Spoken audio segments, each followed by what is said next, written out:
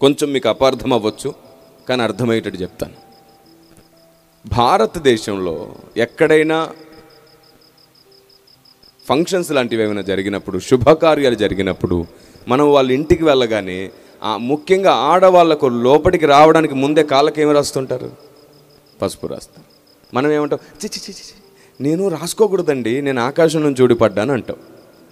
వాళ్ళకు చాలా కోపం వచ్చింది, అవమానంగా ఫీల్ అవుతారు. ఇప్పుడు కిరణ్ పాల్ గారు మీరు ఏమంటారు? పసుపు కాళ్ళకు రాసుకోమంటారా? అది లోక మర్యాద కాదా? తొందర ఎందుకు? ఏం చెప్తానో వినండి, జాగ్రత్తగా వినండి. వాస్తవానికి చరిత్రలో వెనక్కి వెళ్తే ఒకప్పుడు పసుపు ఎందుకు రాసేవారో తెలుసా కాళ్ళకి? అది మత సాంప్రదాయం కాదు, లోక సాంప్రదాయం అసలే కాదు. ఓకే, అసలు హైందవ సాంప్రదాయం కూడా కాదు అది. చరిత్రలో వెనక్కి వెళ్తే స్త్రీలకు మాత్రమే పసుపు రాయడం అనేది ఎందుకు ప్రారంభించారంటే, స్త్రీలు ఎక్కువగా తడిగా ఉండే ప్రదేశాల్లో పనిచేస్తారు. స్త్రీలు ఎక్కువగా అంతే కదా, గిన్నెలు కడిగే చోటో బట్టలు ఉతికే చోటో ఎక్కువ తడి ఉండే చోట పనిచేస్తారు. ఇలా తడి ఉండే చోట పని చేసినప్పుడు వాళ్ళ కాళ్ళు పగులుతూ ఉంటాయి. మరలా తిరిగి శుభకార్యాల దగ్గరికి వచ్చినప్పుడు అక్కడ కూడా ఏం చేస్తారు? అందరూ కాళ్ళు చెప్పులు లేకుండానే నడుస్తుంటారు. కాబట్టి తడిగా ఉన్న ప్రదేశాల్లో అందరు నడిచిన చోట నడిచిన ఇన్ఫెక్షన్ అయ్యే ప్రమాదం ఉంటుంది. అప్పుడు పెద్దలు ఏమన్నారంటే, కాళ్ళకు పసుపు రాయండి, పగిలిపోయి ఉన్నాయి కదా, ఆడవాళ్ళు దయచేసి కాళ్ళకు పసుపు రాసుకోండి, మీకు ఆరోగ్యం బాగుంటుందని అన్నారు. అది మత సాంప్రదాయం అయితే మరి పురుషులు కూడా ఇవ్వాలిగా కాళ్ళు. పురుషులు కాళ్ళు ఇవ్వట్లేదే, పురుషులకు పెట్టట్లేదే. కనీసం జ్ఞానం కలిగిన క్రైస్తవుడైనా ఆలోచించుకోవాలిగా, ఎందుకు చేస్తున్నారు, ఏం చేస్తున్నారు, దాని వెనకాల ఉద్దేశం ఏమిటో అదేం పట్టించుకోం మనం. లోకం చేస్తున్నారు, నాకు అవసరం లేదు అంటారు. మరి లోకం కూడా రైస్ తింటున్నారే, అన్నం నువ్వు కూడా తినకు. లోకం కటింగ్ వేసుకుంటున్నారు, నువ్వు కూడా వేసుకోకు, సంసంలాగా పెంచేసుకో పెద్దగా. లోకం బట్టలు వేసుకుంటుంది, నువ్వు వేసుకోకు, ఇంకా ఆదాం అవ్వలాగా తయారవు. ఎంత బుద్ధిహీనత అండి. నన్ను ఒకసారి ఇలా అడిగారు, మీరు వినుండారు, ఇంటర్వ్యూలో నన్ను అడిగారు, కిరణ్ పాల్ గారు మీరు భారత్ మాతాకు జై అంటారా అన్నారు. అప్పుడు నేను అన్నాను, ఎందుకన్నానండి అంటాను, కానీ ఎందుకు అంటానో చెప్పి అంటాను అన్నాను. కాదు ముందు అనమన్నారు. సర్లే భారత మాతకి జై అనని ఎందుకు అన్నాను చెప్పనా అని అడిగాను. ఎందుకంటే భారతమాత ఒక దేవత కాదు. బంకింగ్ చంద్ర చటర్జీ అనేటువంటి ఒక మహానుభావుడు అప్పట్లో స్వతంత్ర పోరాటం జరుగుతున్న రోజుల్లో ప్రజలకు ఇంకా స్వతంత్రం అంటే ఏంటి, పోరాటం అంటే ఏంటో అర్థమయ్యేటట్టు చేయడానికి, దేశానికి జరుగుతున్న నష్టం ఏమిటో తెలియజేయడానికి, మన దేశం ఆల్రెడీ తల్లి సెంటిమెంట్తో ఉన్న దేశం కాబట్టి మన దేశాన్ని వాళ్ళు ఇబ్బంది పెడుతున్నారు, మన దేశం మనకు తల్లితో సమానం అని చెప్పి దేశాన్ని స్త్రీ రూపంలో చూపించారు. దేశాన్ని స్త్రీ రూపంలో చూపించారు. వాస్తవానికి మన తల్లి, మన చెల్లి, మన కుటుంబం మనమే కదా. దేశం అంటే మట్టి కాదోయ్, మనుషులు. దేశం అంటే మనుషులు. మనల్నే భారత మాత అన్నారు. మన కుటుంబాన్ని, మన తల్లిని, మన అక్కను, మన చెల్లినే భారత మాత అన్నారు. ఇప్పుడు చెప్పండి, మనమే భారత మాత అయితే, మనమే తల్లి అయితే, మన చెల్లి, మన అక్క, మన కుటుంబమే మనకు తల్లి అయితే మనం జైగొట్టడంలో మనకేం నష్టం? నేను ఒక దేవతకు జైగొట్టలేదు, నా దేశాన్ని తల్లితో పోల్చినందుకు నా దేశాన్ని తల్లి పోలికలో జైగొట్టాను. నేను నా దేశ స్వతంత్ర సమర యోధులకు జైగొట్టాను, నా దేశ చరిత్రకు జైగొట్టాను, నా దేశంలో ఉన్న గొప్ప మనుషులకు జైగొట్టాను. అసలు భారతమాత అనే పేరు, ఆ ప్రస్తావన ఎలా వచ్చిందో మనం తెలుసుకొని కదా నడుచుకోవాలి. లే వాళ్ళు వాడతారు, మేము వాడం అనేస్తారు. అదేమిటో ఇంత మొండి వైఖరా? ఇంకా సువార్త ఎలా జరుగుతుంది నేను అపార్థం చేసుకోమంటే ఎందుకు చేసుకోరు? మనం భారతమాతకి చేయడంలో తప్పు లేదు. ఎందుకంటే మన చెల్లి, మన తల్లి, మన అక్కే భారతమాతలో భాగం. భారతమాతలో భాగం. చరిత్రను మీరు ఇప్పుడు మీకు అందరికీ స్మార్ట్ ఫోన్స్ ఉన్నాయి కదా, కొట్టి చూడండి, మీకే తెలుస్తుంది.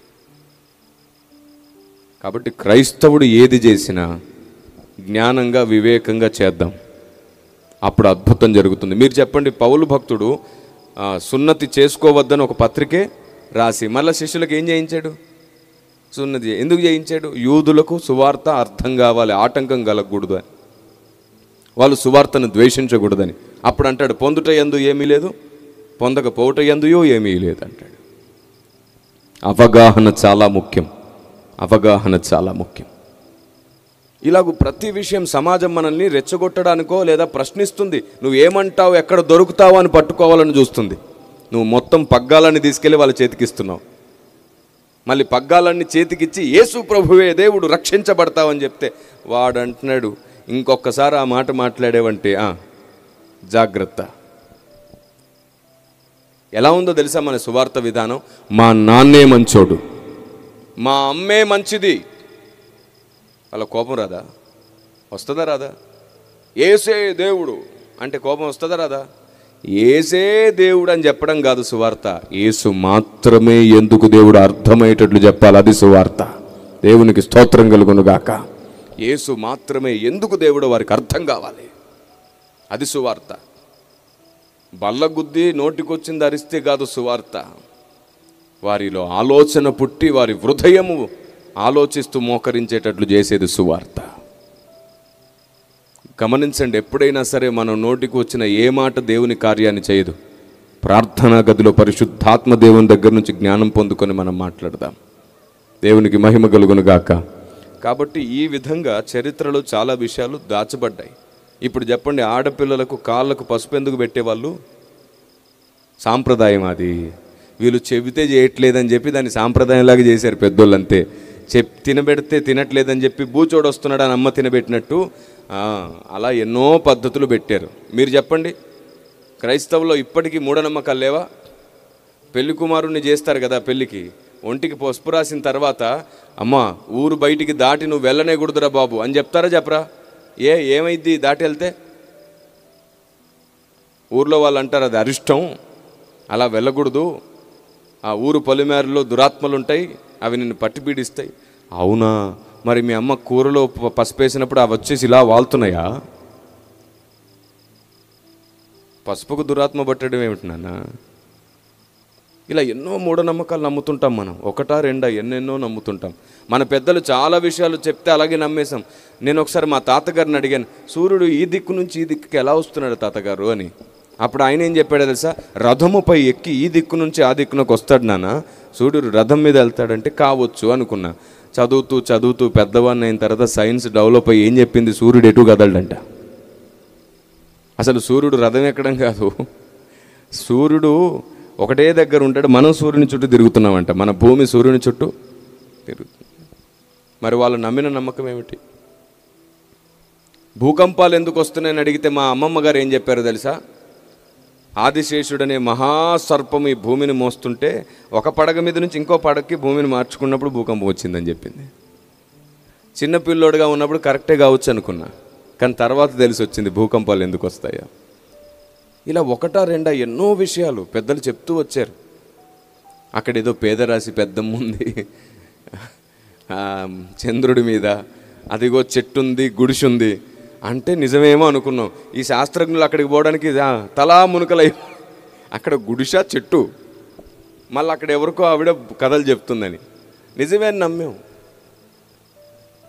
ఇలా ఎన్నో విషయాలు కల్పితాలు ఎన్నో వచ్చాయి. పెద్దలు ఒక మంచి ఉద్దేశంతోనే చెప్పుంటారు. కొన్ని నిజం కాకపోయినా సరే అప్పటికప్పుడు పిల్లలకు వినోదం కోసం మాట్లాడుతుంటారు. అలాగా పరిశీలించాలి. మనం పిల్లలుగా ఉన్నప్పుడు పిల్లల్లాగే ప్రవర్తించాం, పెద్దవాళ్ళం అయ్యాం. ఇప్పుడు ఆలోచనాత్మకంగా అడుగులు వేయాలి. Praise the Lord. సో ఈ ఐడియాలజీ, ఆలోచన విధానం యావత్ క్రైస్తవ సమాజానికి తెలియాలా లేదా? ఇంకా ఇలాంటివి ఎన్నో, ఒకటి కాదు.